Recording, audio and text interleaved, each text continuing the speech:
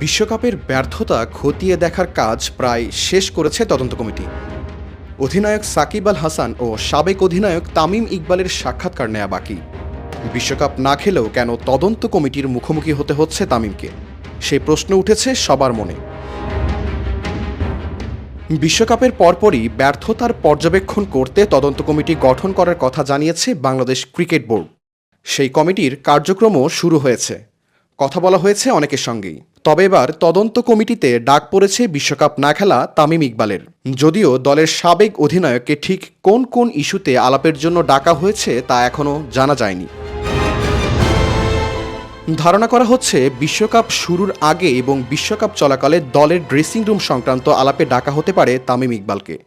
বিশেষ করে বিশ্বকাপের আগে তার ভিডিও বার্তা, সাকিবের পাল্টা উত্তর কিংবা বোর্ডের পক্ষ থেকে আসা অভিযোগ এসবই খতিয়ে দেখার মতো ইস্যু।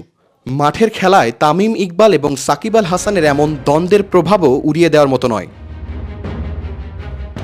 অনেকে ধারণা করছেন সাকিব তামিম দ্বন্দ্বের রেশ বিশ্বকাপে টাইগারদের পারফরমেন্সকেও প্রভাবিত করেছে। বিশ্বকাপ দলে না থেকেও তামিমের প্রভাব খেলোয়াড়দের মধ্যে ছিল বলে মনে করেন কর্মকর্তারা।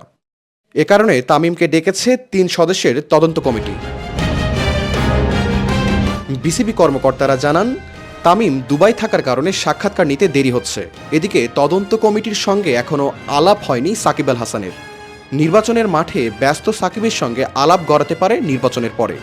এ কারণে তদন্ত রিপোর্ট দিতে দেরি হচ্ছে বলে জানান কর্মকর্তারা। শাহরিয়ার কবির, প্রবাস খবর।